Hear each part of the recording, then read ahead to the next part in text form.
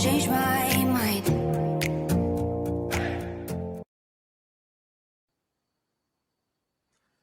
예, 여러분 안녕하세요. 국립목포대학교 실사업단 미래사와 컴퓨터 분야에 대해서 수업을 하게 된 컴퓨터공학과 최종명 교수입니다.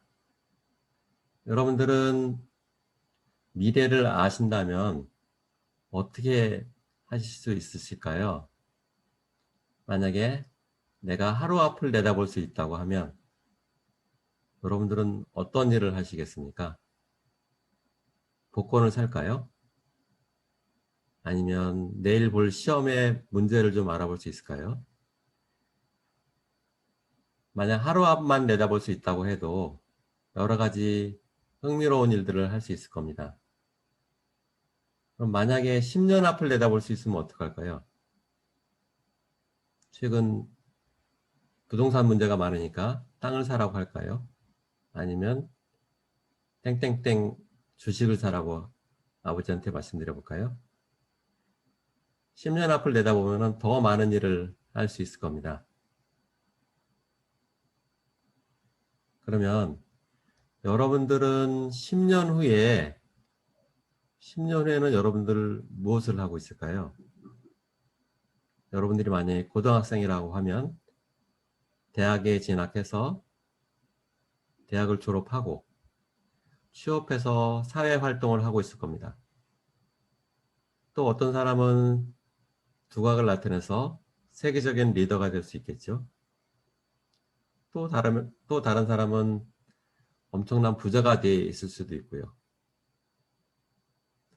이렇게 10년 앞을 내다볼 수 있다고 하면 여러분들이 할 수 있는 일들이 되게 많이 있을 겁니다.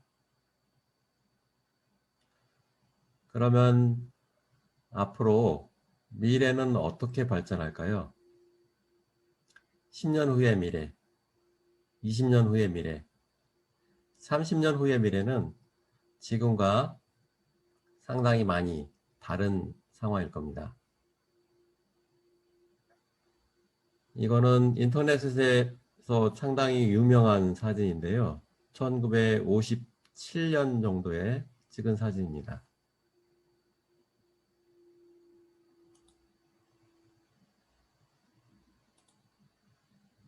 그림에서 이렇게 보면 이제 IBM이라는 마크가 이렇게 보이고요. 이거는 컴퓨터로 되게 유명한 회사입니다.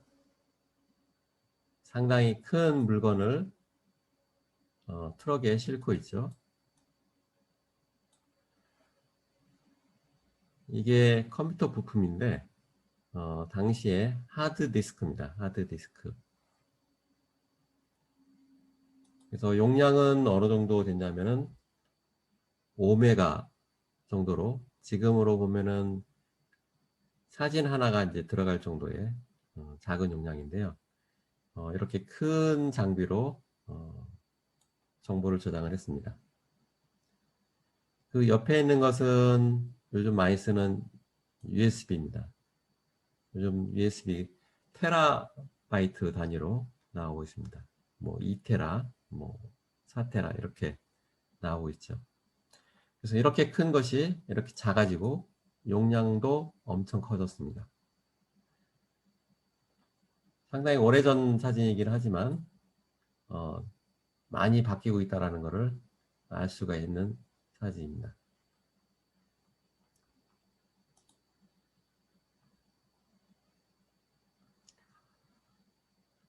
이 사진도 되게 상당히 유명하죠. 바둑에서 이세돌 구단이 구글의 알파고와 바둑 게임을 하고 있는 사진입니다.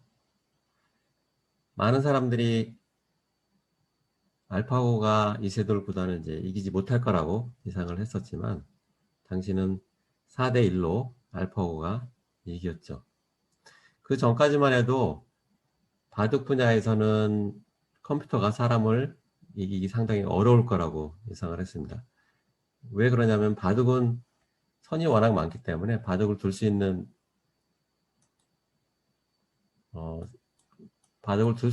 알을 둘 수 있는 공간이 워낙 많기 때문에 경우의 수가 너무 많습니다. 그래서 컴퓨터가 이 모든 경우의 수를 계산해서 사람을 이기기는 상당히 어렵다라고 이제 생각을 했죠. 그런데 알파고가 그런 사람들의 생각을 깨고 사람을 이겼습니다. 그 다음 해에는 중국 세계 1위와 게임을 했는데 완벽하게 다 이겼죠. 그래서 앞으로는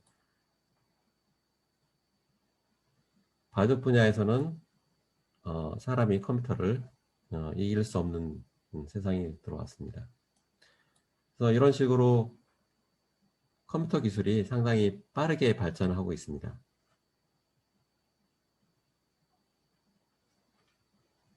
여러분들은 신문이나 뉴스, 텔레비전에서 많이 봤을 텐데 앞으로 4차 산업혁명이라는 단어들이 상당히 많이 나오고 있습니다. 그러면 4차 산업혁명이라는 것은 모든 산업 분야가 한꺼번에 골고루 발전한다는 뜻이거든요. 그리고 혁명적으로 기술이 확 발전한다는 뜻입니다. 그래서 이런 것들이 상당히 많이 발전할 것으로 예상하는데 우선은 공장 자동화는 아주 많이 되고 있죠. 그 다음에 점차 자율주행 자동차들도 점점점 현실화되고 있습니다. 음식도 3D 프린터로 출력해서 이렇게 먹을 수도 있고요. 하늘을 나는 드론도 새로운 운송수단으로 각광을 받고 있습니다. 이렇게 진공관을 통해서 빨리 이동하는 기술들도 지금 실험을 진행을 하고 있고요. 수술하는 로봇도 나왔고 그 다음에 사람의 신체 장기를 세포를 이용해서 출력하는 기술도 나오고 있습니다. DNA를 검사하는 기술도 점점점 일반화되고 있습니다. 그래서 DNA를 검사를 해서 내가 어떤 병에 취약한지 또 병에 걸렸으면 나는 어떤 약이 더 효과적인지 이런 걸 알아보는 세상으로 점점 발전하고 있습니다. 공장도 점점 빠르게 3D 프린터나 새로운 기술들을 이용해서 적은 사람으로 더 많은 물건들을 생산할 수 있도록 기술이 발전을 하고 있습니다. 그래서 이런 모든 기술들이 발전하고 4차 산업혁명이 가능하게 된 것은 왜 그렇게 가능하게 됐을까요? 이런 모든 것들이 다 가능하게 된 것은 컴퓨터 기술이 발전하였기 때문입니다. 특히 소프트웨어가 가장 핵심적인 역할을 하고 있습니다. 여러분들은 일상생활에서 컴퓨터를 사용하지 않고는 거의 생활을 하지 못하고 있습니다. 우리가 항상 공부할 때도 노트북을 들고 와서 공부를 하고 여러분들 인강 들을 때도 노트북 이용하죠. 핸드폰을 항상 들고 다니죠. 핸드폰이 아주 비싼 컴퓨터 중에 하나입니다. 쇼핑도 여기서 다 하고 있고요. 회사 가면 다 모든 사람들이 컴퓨터를 가지고 일을 하고 있습니다. 공장에서도 다 로봇들이 하고 있는데 이런 것들은 전부 다 소프트웨어로 다 제어를 하고 서비스를 받을 수 있는 겁니다.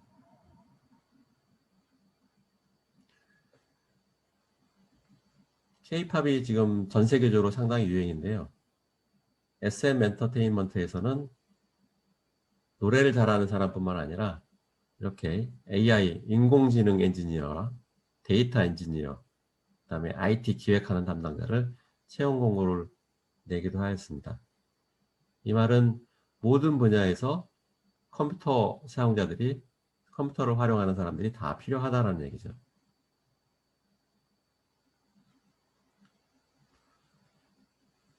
약 20년 전에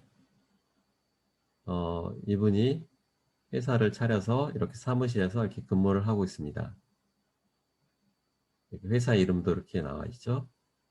아마존닷컴. 스프레이로 뿌린 듯한 이렇게 그림을 이렇게 그렸습니다. 이 사람이 20년 후에는 세계에서 가장 큰 부자가 되어 있습니다. 자산이 2018년 자료인데 169조, 당시에. 지금은 더 많이 늘었죠. 169조로 가장 큰 부자가 되어 있습니다. 그러면 올해 세계 최고 부자들 한번 볼까요? 아까 말했던 아마존을 세우신 분이죠. 제프 베조스, 가장 부자고요. 그 다음에 앨런 머스크, 테슬라를 만든 분입니다. 그 다음에 여러분들 잘 아시는 빌 게이츠, 그 다음에 페이스북 만든 마크 주크버그, 오라클이라는 데이터를 저장하는 소프트웨어가 있는데 그거를 만든 레리 앨리슨이라는 분이고요. 구글을 같이 만든 레리 페이지하고 세그레이 브린, 이렇게 있습니다. 그래서 이렇게 동그라미를 이렇게 쳤는데요. 동그라미 쳤는데 세계에서 가장 큰 부자 10명을 했을 때 7명이 컴퓨터를 한 분입니다. 7명이 컴퓨터를 해서 부자가 됐고, 그 7명은 다 자기가 회사를 만들어서 자수성가해서 부모님한테 물려받은 게 아니라 다 자기가 회사를 만들어서 세계에서 가장 큰 부자가 됐습니다.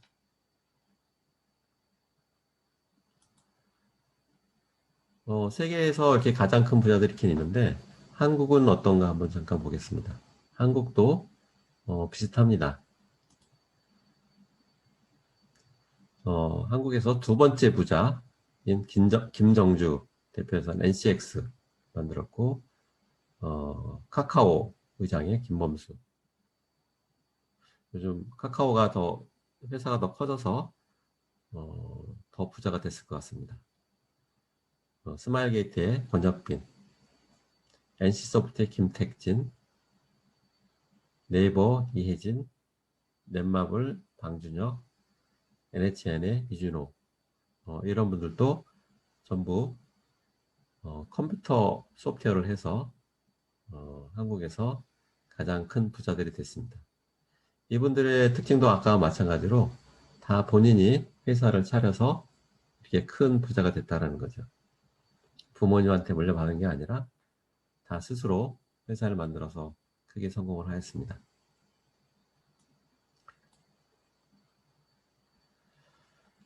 이렇게 컴퓨터를 이용을 해서 큰 회사도 만들고 세상을 이롭게 세상을 위해서 많은 일을 하는 소프트웨어를 만드는데, 여러분들도 프로그램을 좀 간단하게 만들어 볼 수 있습니다. 가장 쉬운 것이 이 파이썬이라는 프로그래밍 언어입니다. 이 파이썬은 이분이 만들었거든요. 귀도반 로섬이라는 분이 1991년도에 처음 만들었습니다. 이 파이썬 프로그램은 우리 실습에서 조금 해볼 건데 상당히 쉽게 되어 있고 되게 많은 재미있는 일들을 할 수가 있습니다.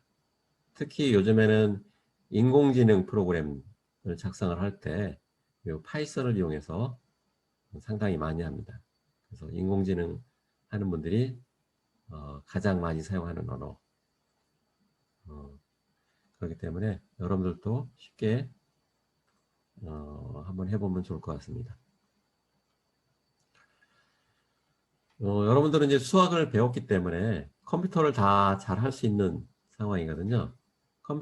수학도 뭐 아주 어려운 수학이 아니라 더하기, 빼기, 곱하기, 나누기,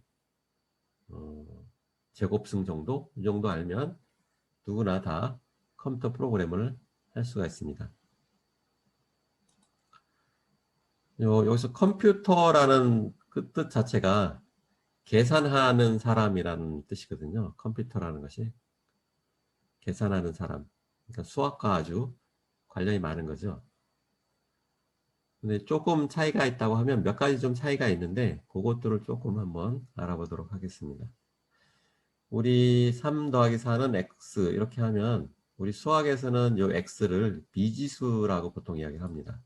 안 알려져 있다는 뜻이죠. 잘 모르는 수인데 요 x가 얼마인지 알아보는 게 수학에서 방정식을 푼다 이렇게 얘기를 합니다. 그래서 지금은 x가 7이겠죠. 근데 컴퓨터에서는 요 x를 변수라고 합니다. 변수. 변수라는 것은 값이 계속 바뀐다 라는 뜻입니다. 그 다음에 요 위치도 조금 보면은 수학에서는 보통 요 미지수를 요 등호 오른쪽에 좀 많이 두는데 컴퓨터에서는 왼쪽에 둡니다. 등호 왼쪽에 이렇게 뒀죠. 그래서 그런 부분들이 조금 다르다는 걸 좀 알면 좋겠고요. 그 다음에 요 등호의 의미가 또 아주 다릅니다. 등호의 의미가 수학에서는 이 등호라는 것이 이쪽과 이쪽이 같다라는 뜻입니다. 수학에서는. 근데 컴퓨터에서는 같다라는 의미가 아닙니다. 컴퓨터에서는 오른쪽에 있는 값을 왼쪽에 있는 변수에 저장한다라는 뜻입니다. 저장하라는 뜻이에요. 완전히 다르죠.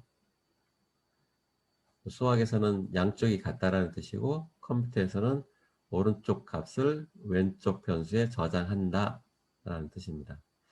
그래서 이게 언제 이제 문제가 되냐면 x는 x 더하기 1은 요게 수학에서는 이거는 안 되는 거죠. 불가능합니다. x와 x에다가 1을 더한 것이 같을 수가 없죠. 이거는 불가능한데 컴퓨터에서는 이게 가능합니다. 왜냐하면 이쪽에 있는 값을 다시 x에 저장해라 라는 뜻이기 때문에 실질적으로는 x의 값을 하나 증가시키는 효과를 가져옵니다. 그래서 뜻이 다르기 때문에 완전히 좀 다르다라는 것을 알 수가 있습니다.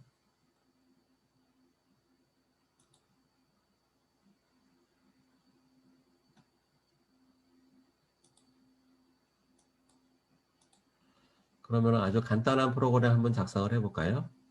가로가 7이고 세로가 8인 직사각형이 있는데 여기 면적을 구하는 거예요. 그러면 이렇게 할 수 있거든. 가로는 7, 이걸 변수라고 하면 세로 변수가 있고 여기는 8. 그럼 면적은 가로 곱하기 세로거든요. 그래서 곱하기를 표현할 때는 이렇게 별표 기호를 사용합니다. 이렇게 X표를 쓰면은 이게 영어 글자인지 뭔지 잘 모르니까 특수하게 이렇게 별표로 표현합니다. 그 다음에 그거를 화면에 출력할 때는 이렇게 프린트라는 걸 씁니다. 프린트.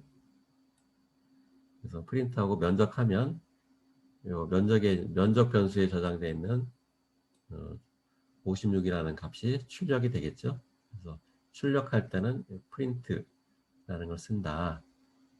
이렇게 알아두시면 되겠고요. 그러면은 여기서 곱하기를 해봤는데 그럼 다른 연산자가 뭐가 있나 이렇게 보면은 더하기, 빼기, 곱하기, 나누기는 이렇게 슬래시로 이렇게 표현합니다. 슬래시.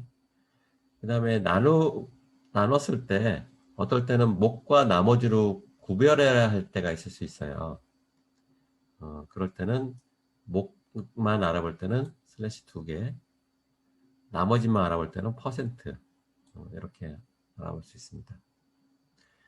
그 다음에 별표 2개는 제곱입니다. 그래서 이 별표 3 이렇게 하면 2의 3승 이렇게 되는 거죠. 우리 수학에서 표현하면 2의 3승 이거를 의미합니다. 그래서 이런 식으로 이렇게 되어 있기 때문에 되게 좀 어렵지 않죠. 간단하게 파이썬 프로그램을 작성을 할 수 있습니다. 이것들 외에 조금 더 있긴 한데 그것은 실습하면서 더 알아보도록 하겠습니다. 그래서 지금까지 앞으로 4차 산업혁명, 미래 사회에서는 컴퓨터가 되게 상당히 중요한 요소고, 그 중에서도 소프트웨어가 매우 중요하다라는 걸 좀 얘기를 했고요. 그 다음에 파이썬 언어 프로그램 쓰는데 생각보다 어렵지 않다라는 걸 좀 이야기했습니다. 그 다음에 파이썬에서 숫자 계산을 할 때 더하기, 빼기, 곱하기, 나누기, 목, 나머지, 그 다음에 제곱, 이런 것들을 사용을 할 수 있다라는 걸 배웠습니다. 파이썬 프로그램 하는 거 조금 더 구체적인 거는 실습편에서 조금 더 알아보도록 하겠습니다. 예, 이것으로 이론 강의는 마치도록 하겠습니다.